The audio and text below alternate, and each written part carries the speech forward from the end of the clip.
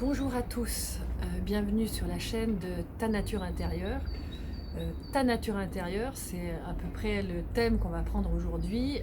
Ce qui fait notre nature intérieure, c'est nos émotions qui nous informent sur qui on est par rapport à ce qu'on vit. Et j'aimerais aborder ce sujet assez subtil avec vous parce que finalement, notre climat intérieur-extérieur est, est basé sur ce phénomène des émotions. Alors comment on va chercher nos émotions? On sait qu'à travers nos cinq sens vont nous brancher sur nos émotions par nos ressentis tout simplement. Et en fait, lorsque on est déconnecté de nos émotions, par exemple dans les prémices d'un burn-out, de grande fatigue, là où finalement on est tellement métalliquement mental qu'on n'est plus capable justement de ressentir les messages du corps et que tout explose, ou alors on arrive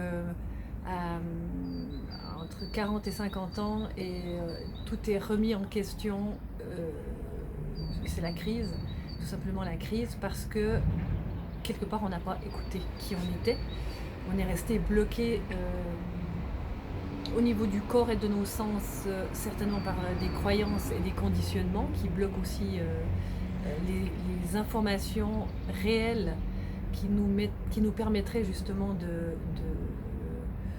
nous repositionner, de nous réaligner à notre propre vérité. Alors, j'aimerais vous parler des émotions. Les émotions à travers les cinq sens, c'est ce qu'on oublie le plus, mais c'est dont on parle le plus aussi aujourd'hui. C'est de pas oublier que, par exemple, lorsque vous mangez, vous captez des messages par votre bouche, par votre odorat, donc le goût et l'odorat, mais aussi par la vision. Peut-être que vous êtes capable de ressentir aussi quand vous cuisinez à travers le toucher, etc. C'est vraiment de capter l'instant présent sur ce qui se passe dans votre vie en profitant de les ressentir, parce que profiter de ressentir, c'est aussi jouir. Et vous n'allez pas jouir autre part qu'à travers vos cinq sens, d'abord, et ensuite peut-être vous offrir l'extase spirituelle, comme appellent les grands maîtres, ou euh, lorsque vous aurez peut-être assez nettoyé votre œuvre noire alchimique, c'est-à-dire tous ces conditionnements, tout ce qui est inhérent et lié aux blessures d'enfance, aux blessures de famille, etc., relationnelles, intergénérationnelles. Mais une fois qu'on a assez nettoyé ça, eh bien, évidemment, il y a plus de messages réels, moins dans l'illusion, donc plus dans les réalités, et qui permet d'entrer dans une extase, on dit spirituelle, mais quelque part c'est aussi psychique, puisque toutes ces zones psychiques dans notre ventre, à travers les zones des chakras, qui sont des zones quelque part, oui j'ose le dire, c'est des zones en fait mentales, où le mental a pris des faux plis. Et l'histoire, c'est justement de passer un coup de fer à repasser. Non seulement pour brûler les vieilles mémoires, mais pour faire en sorte que ça soit un petit peu plus libéré au niveau énergétique. Donc je vous invite à faire ça. Mais le sujet vraiment principal aujourd'hui, c'est le ressenti par rapport à nos émotions. Alors on sait que notre l'intuition, elle est quand même... l'intuition, on va dire, l'intuition n'est pas une émotion, mais elle est basée, cette intuition, sur des émotions acquises à travers de l'expérience. Euh, Lorsque vous avez une intuition qui arrive comme ça, évidemment, la plupart des gens, moi j'ai aussi été très perchée un temps où je disais oui, c'est l'émotion, donc c'est la partie divine qui parle. C'est vrai, mais techniquement, les neurosciences, elles le disent aujourd'hui, qu'elle est basée sur l'expérience, l'intuition, et sur, en fait, c'est comme si votre cerveau scannait en fait votre bloc mémoriel, tournait les pages rapidement pour par rapport à ce que vous vivez là dans ce moment réel où l'intuition arrive donc, et à force de feuilleter, votre cerveau va dire ah oui oui oui, bah c'est ici, je peux tisser des liens avec ce qui est déjà arrivé, et du coup c'est ça qu'il faut pour arriver à la résolution de, par exemple. Et c'est là où on voit on est super subtil. Ce sont des mémoires qui sont dans le subconscient. Donc quand elles arrivent, on s'entend pas, on se voit pas tourner les pages. C'est tellement rapide que l'intuition arrive d'un coup comme ça.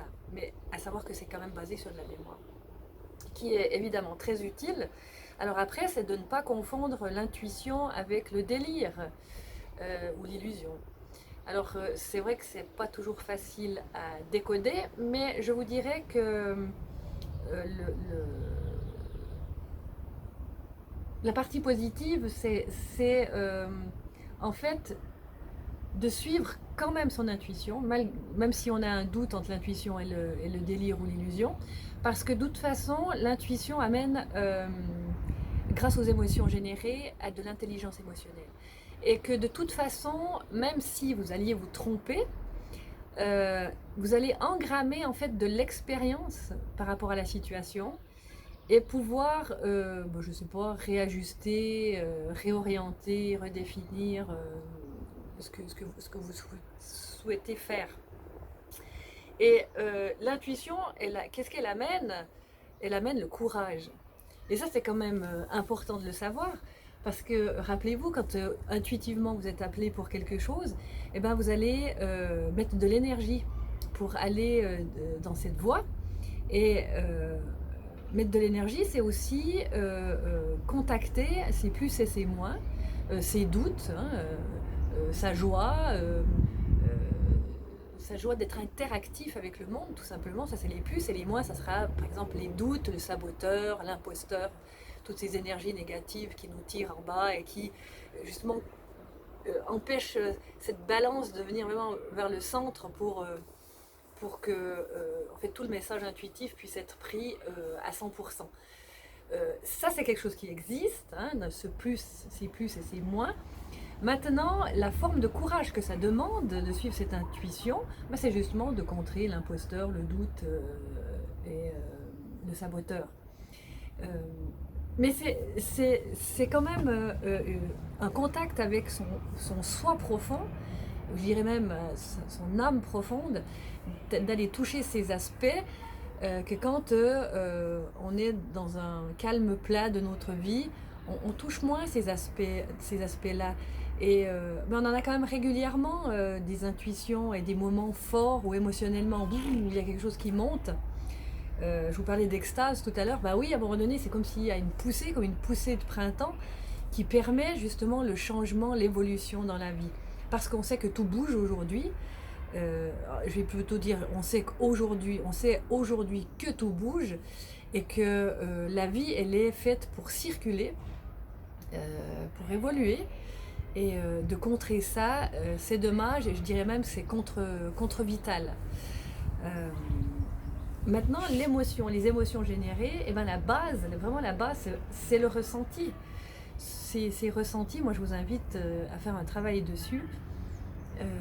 Moi j'ai beaucoup aidé des gens qui étaient vraiment plus à la limite du burn-out qu'avoir dépassé ce stade. Pour eux, pour ces cas-là, heureusement, ils étaient venus à temps, mais ils étaient déjà bien assez fatigués, sans plus aucune énergie pour avancer, où tous les saboteurs, les imposteurs et tout ce qu'on n'avait pas peut-être nettoyé par rapport à l'enfance, les conditionnements, etc., tout était là à faire en fait. Et d'apprendre à se connaître, d'apprendre à se ressentir, mais rien que sous une douche, quoi. Rien qu'en allant se balader dans une forêt, être dans un vrai ressenti, mais il n'y a pas besoin d'être perché et d'être de vouloir tout capter. De toute façon, votre corps, vos cellules, elles captent exactement ce qu'il faut. Après, l'intellect voudra toujours plus. Et c'est pas lui rendre service aussi que d'aller chercher encore des informations. Mais qu'est-ce que pourrait me dire la feuille? Oui, si la feuille doit vous parler, je dirais c'est votre intuition qui va faire en fait une relation avec votre vécu et cette feuille que vous percevez peut-être plus lumineuse que les autres et qui délivrera un message. Vous voyez ce que je veux dire? Si vous êtes dans la réflexion, dans la forêt en disant je veux le message, je veux qu'on me dise, etc., c'est pas la meilleure voie pour obtenir de l'intuition. Soyez plutôt dans votre ressenti, ce ressenti profond, tout simplement, à se laisser être, à se laisser vivre, en lâchant prise sur votre pensée. Donc développer les ressentis, c'est important. Se connecter à la nature permet de se brancher aux ressentis. Si vous êtes toujours dans un milieu citadin, plein de béton, de goudron, de métal, ça va. Je ne dis pas que c'est impossible, mais c'est pas très. On va dire, pour vos cellules, les cellules, elles ont vraiment besoin de la nature. Alors peut-être que vous aurez l'opportunité, là je parle peut-être pour ceux qui sont vraiment citadins où il n'y a pas de jardin tout près d'où vous habitez, etc. Si vous voyez un arbre, eh ben, peut-être branchez-vous à cet arbre, il est significatif, il est là comme vous, à part qu'il n'attend pas de pouvoir vivre, hein, il vit sa vie. Si vous voyez les pigeons dans la rue, si vous voyez les petits oiseaux, etc., qui manifestent leur printemps, comme maintenant, là, en mars 2021, en avril 2021, eh bien, je dirais branchez-vous à ces énergies-là bien vivantes pour recapter et recapter assez d'énergie pour toucher des émotions. Parce que vos ressentis physiques vont amener assez d'émotions pour être dans la gratitude. Et on sait que la gratitude, elle est merveilleuse pour attirer à soi ce qu'on désire. Parce que si vous êtes branché sur le négatif, plus sur ces moins dont on parlait, les doutes, les machins, les aspects je n'y arriverai pas, c'est impossible, etc. Plus on est branché là-dessus, mais moins l'action qui va arriver vers vous sera positive, ou il n'y aura pas d'action du tout. En parlant d'action aussi, en tout cas pour moi, pour mon expérience, ce que j'ai pu voir, c'est que quand on est coincé, par exemple, avec ce que je viens de dire, quand on est coincé, qu'on ne sait plus aller, qu'on ne sait plus trouver une once de gratitude ou une once de bonheur dans la nature, qu'on n'arrive plus à être réceptif, eh bien là c'est le passage à l'action. Moi je vous invite vraiment, peu importe, de toute façon vous pouvez guider votre vie, mais du moment que vous passez à l'action, c'est ça qui est important, c'est qu'il va se passer quelque chose. Donc si vous vous sentez coincé dans votre bulle, puis que vous ne savez plus quoi faire, en arrière ça ne va pas de toute façon. N'allez plus rechercher des trucs que vous avez déjà vécu, passez à l'action.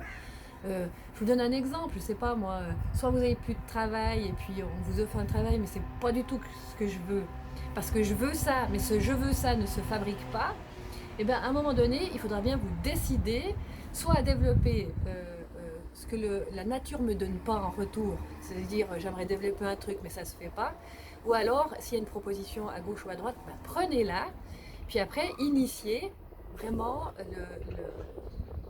la direction où vous voulez aller. Parce qu'il faut bien penser qu'il y a aussi des choses qui ne sont pas mûres. Alors on veut des choses, on désire des choses, mais dans l'arrière-fond, comme je vous disais en début de vidéo, il y a quelque chose qui n'est pas nettoyé. Donc il n'y a pas la puissance nécessaire pour arriver à ce but. Soit de changer de vie, soit de changer de métier. C'est des choses aussi quelque part qui mûrissent en soi pour après être assez mûr en soi pour sortir de nous, aller à l'extérieur et puis être attractif.